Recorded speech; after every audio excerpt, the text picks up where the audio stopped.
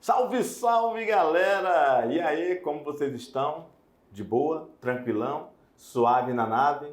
Então, esperamos que estejam assim, porque é assim que tem que ser. Na tranquilidade sempre. Hoje nós vamos falar de um assunto interessante que envolve uma complexidade de conhecimentos geográficos. No entanto, a gente tem que ver esse assunto porque também vem Enem. É importante a gente conhecer esses assuntos, embora muito desses assuntos não seja a nossa realidade, a realidade do aluno do ensino médio, que é do campo.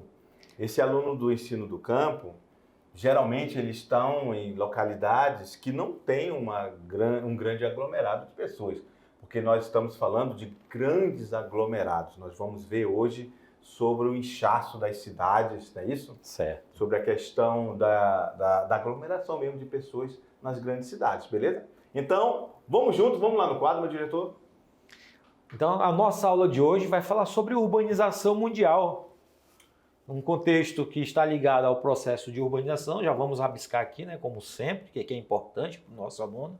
O processo de urbanização, conceitos de cidade, a função da cidade, o que é um sítio urbano, fatores de urbanização, a hierarquia urbana, e aí vem os contextos sobre conurbação, região polarizada, metrópoles e megalópolis, cidades globais, metrópoles e megalópolis, né? Então, esses são os assuntos que nós estudaremos sobre urbanização mundial. Primeira coisa que o aluno deve saber.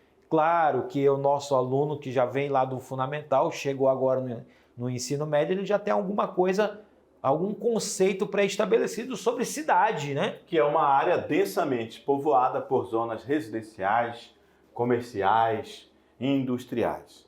O significado de cidade, zona urbana, ambiente urbano, opõe-se, né, ao significado de campo, que é a zona rural, que não tem esse densamento, né? Digamos assim, esse adensamento. Então a cidade, o que é a cidade? A cidade é a sede do município, ok? Porque a gente sabe que o município, ele tem a zona urbana e a zona rural. Dentro da zona urbana tem a sede, que é a cidade, ok? A gente pode exemplificar essa questão do conceito de cidade, como nós estamos aqui na capital, Porto Velho, né, nós temos aqui, ela é considerada uma cidade já de médio porte, tá? Então nós temos ao redor de Porto Velho os distritos, assim como em outras cidades do nosso estado de Rondônia, ela tem a parte urbana, né? Citamos o exemplo de Ji-Paraná, de Vilhena, Rolim de Moura, Cacoal. Os nossos alunos estão espalhados por todos esses contextos, rincões do estado de Rondônia. Lembrando aí o nosso querido aluno, né? Chega aqui, meu diretor, vamos lá. Então, meu diretor, vamos lá. O aluno tem que entender que quando a gente fala em cidade, ele tem a noção do que é cidade. Ele sabe o que é cidade. Inclusive, ele sai do campo para resolver coisas na cidade. Não é isso? Comprar um alimento, comprar roupa. Né? Às vezes ele leva até o produto que ele está produzindo na localidade dele ali para a cidade para vender. Então, esses conceitos é interessante porque o nosso aluno, ele vai entender que a cidade ela tem uma importância para ele também, assim como a zona rural tem uma importância para a cidade. Isso. E outra, a questão de saúde. Tem que ir para a cidade para resolver. Exato. É isso? Então, essa cidade, esse adensamento, esse aglomerado de pessoas que convivem juntos e estão ali por esse modo urbano industrial que o homem adquiriu ao longo dos séculos, desde a Revolução Industrial. Isso aconteceu em todos os lugares do mundo e é um caminho sem volta. E um detalhe, nós chamamos isso de interdependência, né, Jorginho? Porque tanto a cidade depende dele e ele também depende da cidade. Então, isso. É uma interdependência, ok, galera? Meu diretor, vamos lá no quadro. O processo de urbanização, ele começa exatamente como já foi falado, no período da Revolução Neolítica. Portanto, quando nós vamos falar de cidades, é quando a civilização humana começa a se juntar num espaço geográfico e aí vai formar comunidades, vai começar a formar as cidades. E as cidades na antiguidade, eu acredito que os nossos alunos também já tenham visto alguma coisa relacionada a isso, vocês podem perceber que ela tinha uma sede e ela era construída através de fortificações. Geralmente essas fortificações eram feitas muralhas e as pessoas viviam dentro delas. Tanto que é que uma das lembranças, né, uma forte lembrança sobre esse contexto de cidade antiga, medieval, é os castelos, que é a sede do governo e ao redor as pessoas habitavam próximo a esse castelo e que tinha as muralhas, as grandes muralhas, né, para protegê-los, né, e ali havia um comércio, havia trocas de mercadorias intensa nesse contexto histórico. Outra característica interessante aí vocês observam sobre as ruínas de cidades romanas, né, de uma cidade romana, né, percebam que a estrutura é ainda rústica, né, não havia o asfaltamento, mas sim uma estrutura de uma cidade medieval, certo? Outro fator importante é que com o fim dos impérios, principalmente o Império Romano e o início da Idade Média, começa a se caracterizar um processo ou um modo produtivo, que é o chamado a produção feudal, ou conhecido como feudalismo, que é uma característica da Idade Média. E as cidades, como a gente citou aqui agora há pouco, eram governadas por reis, monarcas, né? Os monarcas. Também tinha a parte religiosa, né? Os bispos, né? A religião predominante nessa época era a religião católica, então tudo isso era importante dentro do contexto de cidades no período medieval, tá? E o sistema que predominava era o sistema feudal, onde havia uma base política rural e a economia era pautada na agricultura de subsistência, tá, galera? Então, no sistema feudal não havia moeda. O feudalismo, o sistema feudal, que era um sistema político e econômico, a base rural era forte, o campo era forte, mas como não havia uma moeda corrente, ou seja, não havia o dinheiro circulando, eles faziam as trocas comerciais e a base da economia era a agricultura de subsistência. Depois veio, a partir do século XI, começa a surgir um sistema, né, que hoje de transição para o capitalismo. Sai o sistema feudal, começa a mudar o sistema feudal, começam a adaptar, alguns reinos começam a adaptar para a localidade as moedas, e aí já temos um princípio do capitalismo, e que colaborou muito para o crescimento, né, a expansão das grandes cidades nesse período, ou após o período, a partir do século XI. O fato do feudalismo ser um sistema social estável tornou possível um suprimento de alimentos constantes. É uma característica que nós temos do sistema feudal, ok? Após isso, o aumento da população, a criação de um mercado consumidor interno e as inovações tecnológicas, principalmente ligadas à agricultura, foram fatores que colaboraram para o crescimento intenso das cidades. E aí entra o assunto que nós falamos algumas aulas atrás sobre a Revolução Industrial, que fez com que muitas cidades tivessem o aumento considerável da sua população. Se tem um aumento considerável da sua população, claro que o fator urbanização entra nesse contexto. Claro que os espaços geográficos, os espaços territoriais foram sendo ocupados. E aí o que acontece? Levando à necessidade de criar políticas de planejamento e urbanização visando sanar problemas habitacionais, sanitários e de deslocamento, nascem, enfim, as cidades contemporâneas. Então, o que acontece? A Revolução Industrial trouxe esse inchaço dos centros urbanos ou das cidades e que teve, a princípio, que fazer um planejamento para poder ter e dar condições para essas pessoas que estavam vindo do campo para a cidade morar. E aí nós temos, por volta de 1850, na Inglaterra, né, já possuía mais de 50% da população urbana. A urbanização que é acelerada nesse período, a maior parte dos países desenvolvidos industrializados, só ocorreu a partir da metade do século XIX.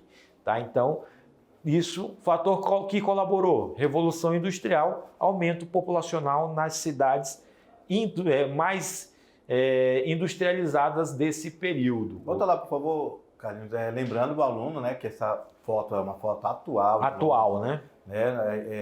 Embora a gente saiba que a foto que a gente seria a imagem que o aluno tinha que ter é de um lugar bem precário. Lá em 1850, né, estava iniciando a Revolução Industrial e Londres hoje, por ele ter iniciado essa Revolução Industrial, é um dos lugares mais bem, digamos assim, avançados no mundo em questão tecnológica. Okay? Um detalhe sobre essa foto, Jorginho, que aqui nós temos dois contextos interessantes, né? Já que a gente voltou na foto. Nós temos o contexto histórico, aqui os castelos, né? O Big Ben, e a modernidade, que andaram juntos com a questão antiga de Londres, né? Fatores do processo de urbanização. Fatores atrativos ocorrem pela urbanização causada pela atração da população do campo para a cidade, em busca da maior oferta de emprego gerada pela industrialização, além da existência de melhores condições de renda e vida. Então, hoje pode-se dizer que é assim, mas antigamente as pessoas realmente iam em busca de emprego gerado pelo início da industrialização, mas as pessoas não tinham boa condição de vida. Agora, um detalhe importante que nós podemos fazer uma ligação com o assunto que nós comentamos do processo migratório, é que esse fator atrativo à economia, principalmente de países mais avançados e desenvolvidos, está levando muitas pessoas para esses países, como a gente citou no exemplo na nossa aula anterior, dos Estados Unidos e da Europa, né, que contribui para a melhor condição de renda e de vida. Fatores repulsivos. Ocorre quando a urbanização acontece pela expulsão ou afastamento da população do campo para as cidades, com uma migração em massa que chamamos de êxodo rural ou migração do campo para a cidade, migração campo-cidade. Então, esse fator repulsivo, ou seja, é a saída, okay? Fatores repulsivos, êxodo rural, saída de pessoas do campo para a cidade em busca de emprego, renda, melhor condição de vida. Fatores, né, no caso, nós temos aí a urbanização dos grupos, por grupos de países capitalistas desenvolvidos, países emergentes e países periféricos. Dentro desse contexto é importante salientar que cada um desses grupos teve sua evolução diferenciada. Os capitalistas desenvolvidos já iniciaram primeiro, por causa da Revolução Industrial, né? Lá por volta de 1850. Depois, com o caminhar da Revolução Industrial, é que os emergentes e os periféricos vão ter sua expansão urbana, certo? Então, é um fato que é um fator que colabora muito para o aumento populacional. Dos países capitalistas desenvolvidos, a maior parte desses países atingiu os índices elevados, praticamente máximos de urbanização. É uma informação importante para o nosso aluno. E o que acontece? A tendência é de estabilização em torno de índices entre 80% e 90%. Alguns, né, já têm ultrapassado os 90%. O que isso quer dizer? Que quase 90% da população desses países desenvolvidos estão concentradas nas cidades, certo? Poucas pessoas habitam na região rural. Por causa também tem a questão da mecanização do campo, né? Mecanização, não só a questão da mecanização, como a alta produtividade que eles precisam, né? Muitos desses países são pequenos, então eles têm um campo altamente tecnológico, ok? Esses países, por exemplo, muitos países da Europa têm essa mecanização e esse alto nível tecnológico no campo, e justamente por causa disso, a mão de obra ela é menor, mas ela é altamente já especializada. É diferente de países emergentes e países periféricos, né, como o nosso aqui, Brasil, que nós temos ainda, e o aluno sabe muito bem disso, que nós temos uma mão de obra muito grande no campo. Só que é uma mão de obra com pouca qualificação. É isso? Porque o nosso campo ainda está andando a passos lentos para essa mecanização de alta tecnologia, como nós temos nos países desenvolvidos. E um detalhe, só para a gente concluir essa linha de pensamento, as pessoas que antigamente moravam na zona rural nos países desenvolvidos vieram para a cidade e tiveram que se especializar em relação ao contexto de empregos que as cidades ofertavam, né? Beleza. Vamos lá no quadro, meu diretor. Já com o processo de revolução industrial, os países desenvolvidos, as cidades ganharam mais importância ou maior importância na realidade econômica das nações. Ao atrair a população do campo para as cidades, o processo industrial visava apenas suprir a necessidade de mão de obra. Nos países emergentes. É uma expressão que designa países cuja economia crescerá dentro de 1 ou 2 décadas. Para esta classificação são combinados vários índices econômicos e sociais. Isso porque o desenvolvimento dos setores secundário e terciário não acompanhou o ritmo da urbanização, além da total carência de uma firme política de planejamento urbano. Então, queridos alunos, a gente tem que entender que quando a gente fala de países em processos emergentes, o que é etimologicamente algo que emerge?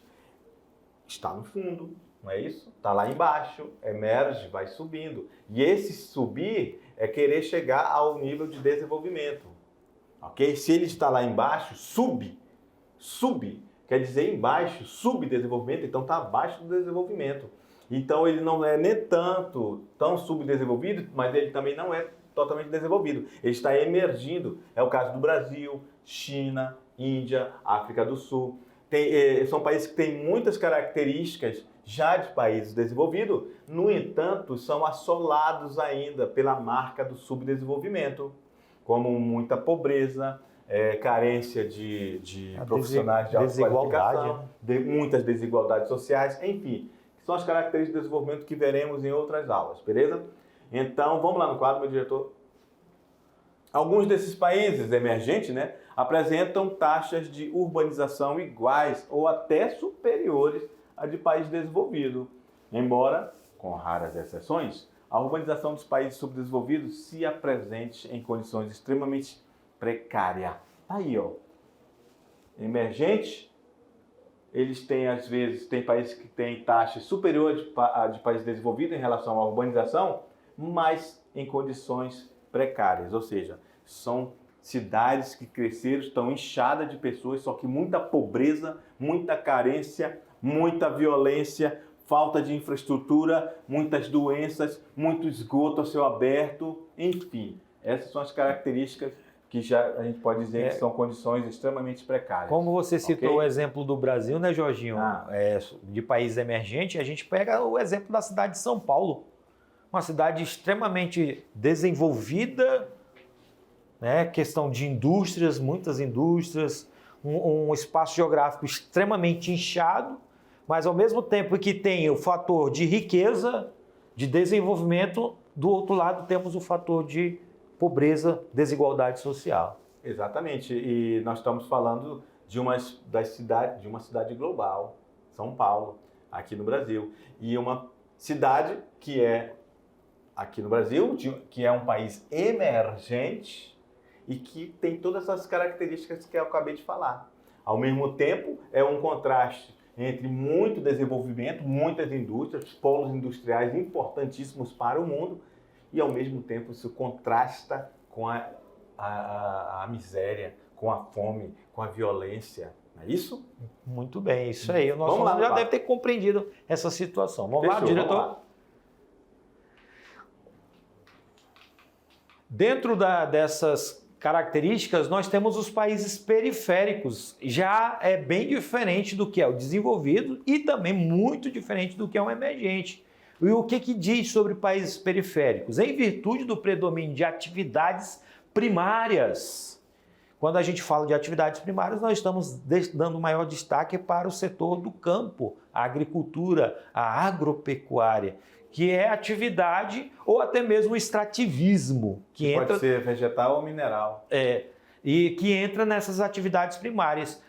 A maior parte desses países apresentam baixos índices de urbanização. Então, uma característica dos países periféricos, baixos índices de urbanização e as atividades primárias como fator importante para a economia deles. Dentro desse processo, vocês observam aí esse gráfico e ele fala assim, ó, lembrando que o nosso aluno, a gente já deu essa dica, sempre tem que levar em consideração a leitura do título, né? Aí ele fala assim, ó, população urbana por continentes entre 1950, 2007 e 2050. E aí você tem os continentes: África, Ásia, Europa, América Latina, Estados Unidos e Canadá e a Oceania. E aí vocês têm os períodos e o crescimento e as projeções que ocorreram dentro desses anos da população urbana. Notem que na América Latina e na Europa, a população chega a 88,7 e 83,8, certo? Então, é muita gente, né, vivendo nas cidades. Então, vamos lá. Galera, quando a gente faz essas análises, vamos apagar tudo aqui, a gente olha o título, né, já falamos para vocês, agora a gente vai ver as legendas. Ó. O verde escuro representa 1950. Olha como era a África em 1950. Só 14% da África era urbana, ok? Quando nós olhamos para a Ásia, lá em 1950 era 16%. A Europa, em 1950, mais da metade já era urbanizado, ok? Aqui na América Latina, só 40% das pessoas viviam nas áreas urbanas das cidades. Ok? Estados Unidos e Canadá, lá em 1950, 63% das pessoas já viviam nas cidades. Na Oceania, bem aproximado, 62%. Já agora, vou apagar aqui tudo e vou marcar agora 2007. Eu vou até mudar aqui a cor, vou botar um azulzinho. Olha só, 2007, na África, 38% já estava urbanizado. As pessoas já viviam nas cidades, ok? 2007 na Ásia, 40%. Então, olha só como a Ásia aumentou, hein? De 1950 para 2007, ó, só 16% das pessoas viviam nas cidades. Já em 2007 já era mais de 40%, ok? A Europa estava lá em 2007 com 72% das pessoas vivendo nas cidades, ok?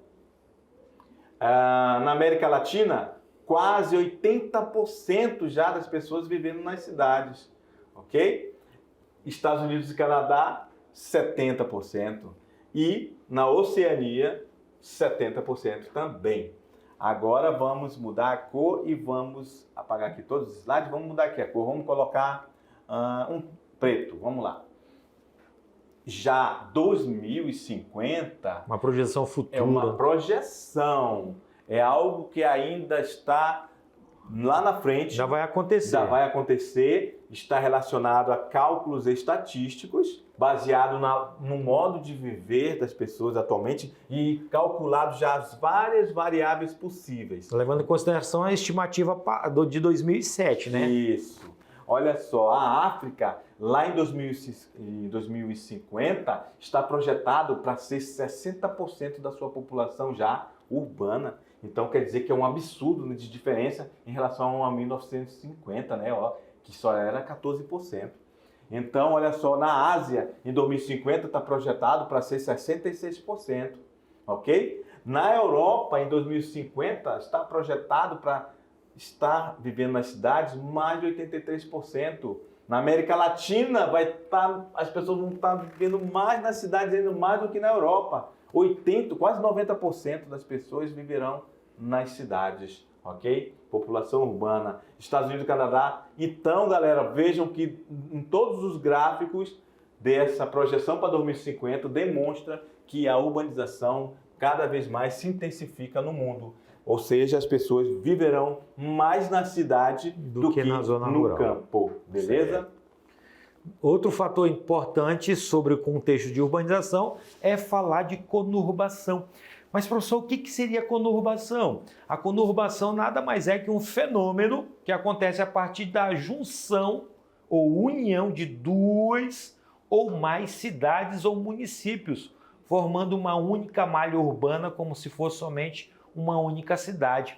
Nós citamos agora há pouco o exemplo de São Paulo, né? E é importante a gente falar um pouquinho sobre essa questão de conurbação, Jorginho, para os nossos alunos entenderem.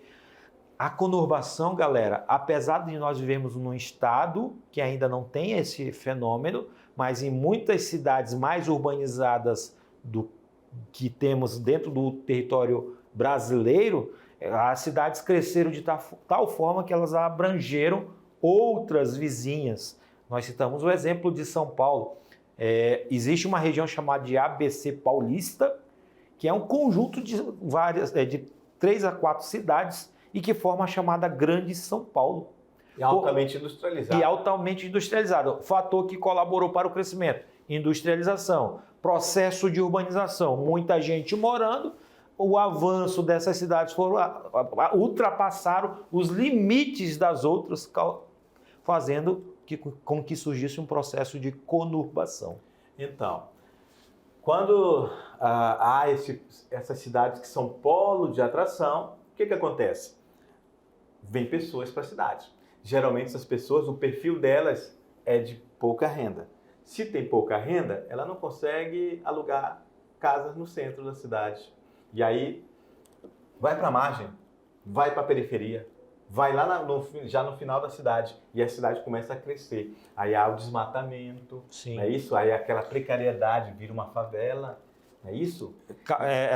Além do desmatamento, a questão do esgoto, é bom salientar que as ocupações irregulares de áreas dentro dessas cidades vão causar um impacto negativo. Né? E aí nós estamos falando, vamos dar um exemplo, eu estou falando de uma área que foi desmatada ali na região do ABC há 50 anos atrás.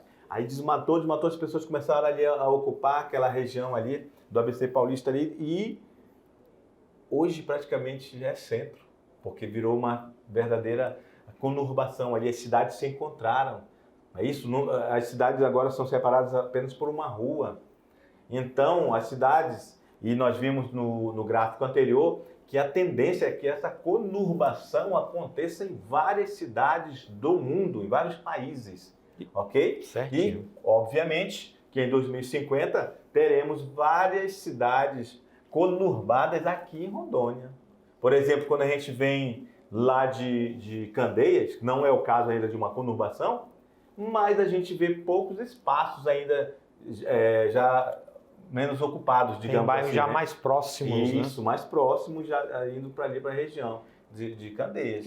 Então, aluno da mediação tecnológica, conurbação quer dizer junção. Isso. Uma palavrinha fácil para eles anotarem aí no caderno e para eles entenderem o que esse processo é o avanço da cidade, da urbanização e que foi adiante, né? Beleza. Ultrapassou os limites. Vamos lá para o lá. quadro? Então, os nossos alunos já entenderam o que é o processo de conurbação. Olha só aqui o exemplo nós trouxemos na região de Londres, em Manchester, né? Várias cidades, essa é a área urbana de Manchester, que ultrapassou os limites. Então tem aqui pequenas cidades que fazem parte da grande Manchester. Né? Ou, se fosse o exemplo da cidade de São Paulo, como nós citamos para os nossos alunos, o ABC Paulista. Tá? Outro fator sobre a questão da conurbação é que a partir da unificação das cidades envolvidas começa a utilizar de maneira conjunta os mesmos serviços de infraestrutura, formando uma malha urbana contínua. Cito o exemplo do setor de transportes, metrô, né? Como nesses grandes centros urbanos, o metrô ele vai em outras cidades e volta para o principal centro industrial ou centro urbano. O fenômeno de conurbação ocorre quando as áreas rurais dos municípios vão sendo tomadas pelas edificações urbanas. Desse modo, expande-se até chocar com outra cidade. Foi o que a gente exemplificou para o nosso aluno. Ultrapassou os limites territoriais, né, formando uma grande cidade, uma grande rede urbana, certo? Vamos lá, continuando. Aí vocês têm contexto de hierarquia. E o que seria a hierarquia urbana? É uma outra forma de organizar as cidades em que essas se estruturam segundo o sistema econômico que determina que as cidades menores costumam depender ou sofrer elevada influência das cidades maiores. É importante salientar que dentro do esquema, né, que nós temos sobre hierarquia urbana, vai surgir algumas palavras novas para os nossos alunos, Jorginho, como por exemplo, metrópole. E aí dentro da metrópole você vai ter a metrópole nacional, metrópole regional, centro regional, cidade local e vila. Vamos exemplificar para vocês entenderem. Nós citamos o exemplo de São Paulo. Ela é uma metrópole nacional. Ou seja, porque ela é conhecida pelo processo de urbanização intensa e pelo processo de industrialização, e ela tem uma grande importância econômica para o país. Então, ela é uma metrópole nacional. Vamos colocar aquela sigla de São Paulo. Então, consideramos ela uma metrópole nacional. Já uma metrópole regional, podemos dizer, vamos trazer para a nossa região, uma metrópole regional seria a cidade de Manaus, aqui na região norte. Ela é uma metrópole regional. Para a nossa região aqui de Rondônia, Porto Velho, ela é um centro regional. Mais especificamente, cidades locais são as cidades próximas a vocês, os nossos alunos, como Ji-Paraná, Vilhena, Cacoal, Rolim de Moura, e vem as vilas, que são pequenas, umas comunidades menores. Então, esse esquema de hierarquia urbana, ela exerce a questão das influências econômicas que cada uma possui dentro do contexto desse fenômeno chamado de hierarquia urbana. Ok, galera? Podemos dizer que o espaço urbano mundial estrutura-se obedecendo uma rede em que grandes aglomerados internacionais polarizam os centros menores. Essas relações econômicas estabelecem inevitavelmente a consolidação de uma rede urbana que estrutura uma teia formada por nós, as cidades, e os fluxos, o sistema de transporte e telecomunicações. Tá? Essa estruturação é um fator que pode ser diretamente associado ao processo da globalização, certo?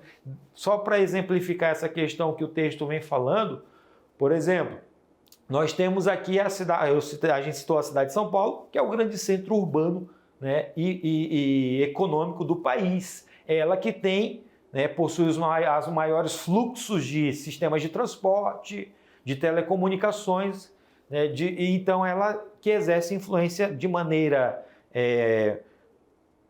nacional no contexto de estrutura, ok? Já a região polarizada. A organização de região planejada ao redor das metrópoles. O regionalismo origina diversas cidades que podem compreender milhões de habitantes e adquire um caráter metropolitano internacional. Aí, nesse contexto, a gente tem as cidades globais, né? Que representam os principais polos de hierarquia urbana internacional. Concentram elevados quantitativos populacionais, sendo quase todas megacidades. Megacidades têm mais de 10 milhões de pessoas e uma complexa economia.